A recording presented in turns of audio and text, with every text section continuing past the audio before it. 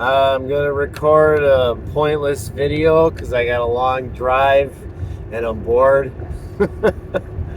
uh, but I just watched a video by I think it's Daniel Owen maybe, and I started watching some YouTube people that like review hardware, video cards, all that. Like I've grew up on Nintendo, Super Nintendo, all the way through, and started PC gaming in like 2000.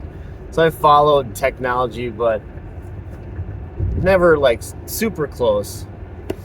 So the last year or two, like a couple of years maybe, I kind of wanted to build a few computers. I hadn't done it since like 2012. So I started watching some guys that talk about stuff, review stuff, what's good these days, all that. And the prevailing notion from the people making videos plus the people online commenting and all that is everything sucks. Everything is terrible. And I kind of don't disagree with what they're saying.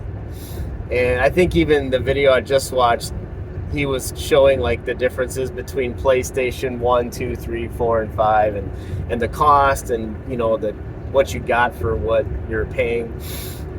And obviously, I mean, since the 90s, inflation, things go up, so the value of your dollar is always going to change.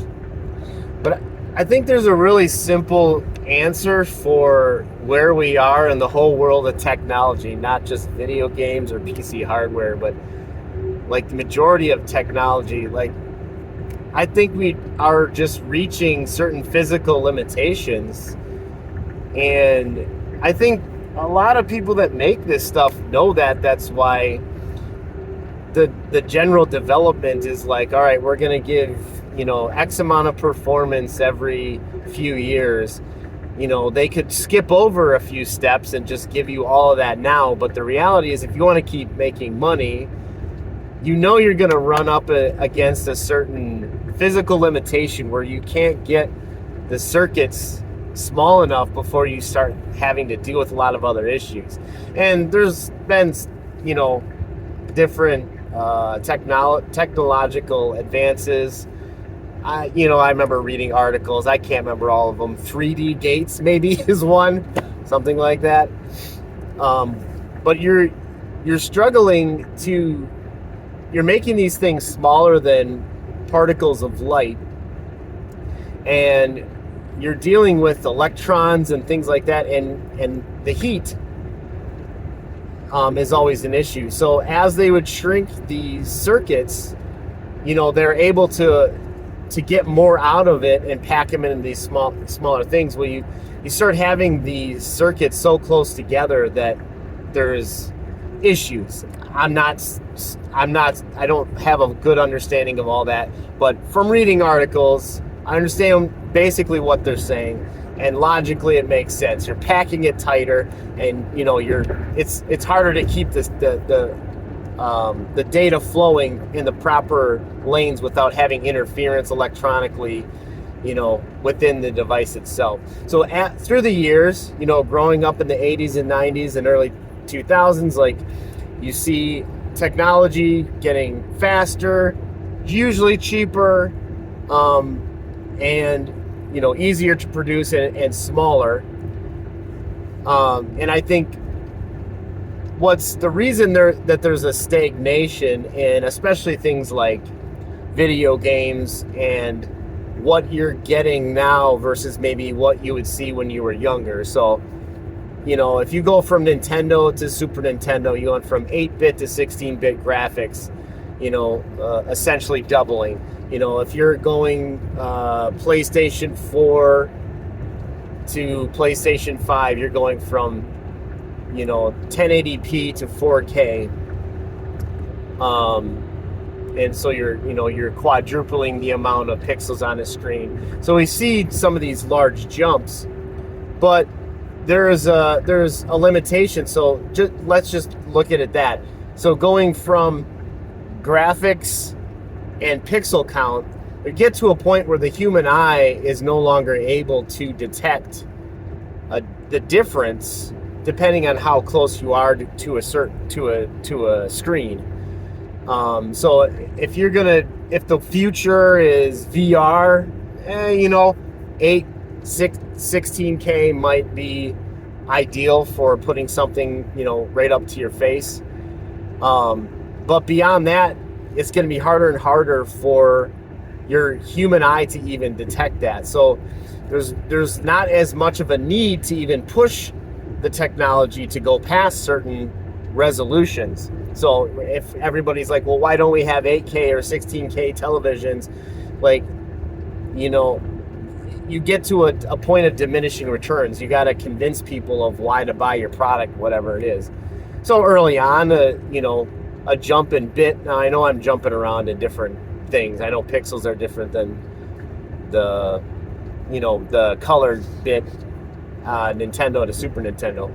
But it's easy to early on in these things to see a doubling, every time you have a generation. Or even going to like Nintendo 64 was a 64-bit, graphics. Which, today we look back and like, oh, this looks terrible. I like the way, PlayStation 4 or 5 looks. So we're used to seeing, large jumps in the past, where like Daniel was saying in the video, like, oh, it's jaw dropping. But there does get to a point where it doesn't really matter as much as it did in the previous generation. So there's only so far that you can go with certain things before it doesn't matter. And then as far as getting it smaller and making it faster and making it cheaper and all that, you are, dropping from, a 28 nanometer chip, and now we're pushing, 3 and 4 nanometer chips, and, the big jump is to go to 2 nanometer chips. So I know percentage wise, going from 4 to 2, that's half the size. So that can, look like it looks like a big jump. But you're just getting so much closer each one. I think they're running into physical limitations of how small they can make them in a reasonable price. And I think personally, that's why we're seeing even more growth of the whole data center and AI boom. Is they realize they can't make these things smaller and smaller and smaller forever without completely changing technology, like maybe going to light or something like that instead of metal circuits, which is always possible. But as far as the trajectory they're on, using silicon and all that, again, stuff I don't fully understand, I think the only way to get more from these processors is to hook more of them together. And so you're going smaller and smaller and smaller. And now you're having to hook them all together and get bigger and bigger and bigger. So I think that's why you're seeing a lot of stagnation. And I do think a lot of the companies that produce games or gaming hardware, they see where this is going, which is why they've talked about, the last couple of generations where this might be the last home console and, all cloud-based gaming. Obviously, there are certain limitations to that as far as latency, how good the end user experience would be. But that is the reality. If you want mind-blowing graphics of the future, unless you completely change the way things are processed, the computation is going to have to be done in a giant data center, and then you're fed the data and it's decoded or unencrypted or whatever on your end by a smaller piece of hardware.